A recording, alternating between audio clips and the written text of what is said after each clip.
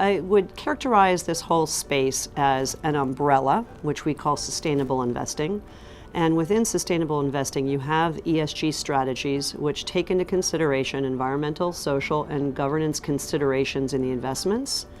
But for impact investing, ESG is just the baseline. So all impact investments start with that ESG thinking, but then they take it one step further. So impact investing is very deliberate. What an impact investment says is that I deliberately and intentionally want to achieve a given outcome with this financial investment. And then the second tenet of impact investing is that you're prepared to measure that outcome, hold yourself accountable for that outcome, and then to your investor to report on that outcome. One of the things that we're seeing is a fundamental movement, I would say paradigm shift, in what consumers want and ask and demand of their companies. So if you're a company that is not attuned to environmental, social, and governance issues, you're going to face a much greater threat of disruption. On the other hand, if you're a corporate, you're also seeing an enormous amount of shareholder activism where groups of shareholders are coming together and basically forcing companies to address these issues if they don't have this as part of their narrative. Then if we look at the asset management community, the investors, people who give asset managers money are demanding of them an answer to how they're investing their money. So what are you doing the funds I'm giving you? Are you investing them sustainably? What is your environmental footprint of the investments that you make and so forth? Finally, for the investors, the regulatory intervention that's brewing is massive. We've seen an enormous uptick in regulatory policies that are essentially saying to investors, people who run people's money, we want you to take into consideration in all the investments that you make environmental, social, and governance considerations, and you have to demonstrate that to us as a regulatory matter. There is now 30 trillion of investment dollars that are going into ESG investing. So somebody's believing that this is happening for one reason or another, and I would suggest that it's because there's good financial return.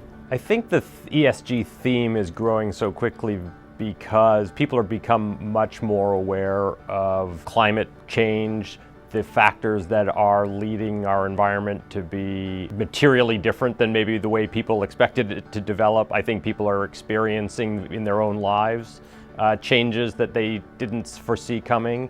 And I think people are seeing a younger generation that are extremely focused on this topic because they view themselves as inheriting, a world that could be challenged and could be facing obstacles that they didn't anticipate or that their parents' generation didn't anticipate facing. For corporations and for investors and the like, you have to be aware that's the next generation that's going to own your company or invest in your products.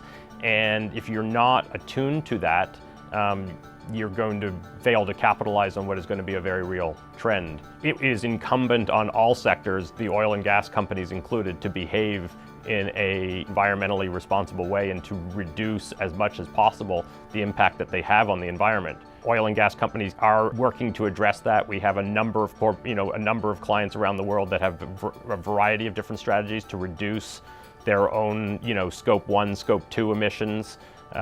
They are increasingly aware of investor and stakeholder pressures in these areas and responding to that and looking to behave, responsibly. We are going to see over time is that the companies that are going to win in terms of valuations and in terms of attracting capital are going to be those companies that address a very, very real risk and have a plan that will grow shareholder value and grow stakeholder value over the long term. This is today something that if you are very well focused on it, it is a competitive advantage. I think in very short order, it's going to be a must-have. So I think this is mission critical. This is absolutely the future of the bank, and we need to do it right. And we're putting a lot of time and resource and energy behind it. And knowing as innovative as Credit Suisse is, I think we have every chance of continuing to establish ourselves as a leader in this space.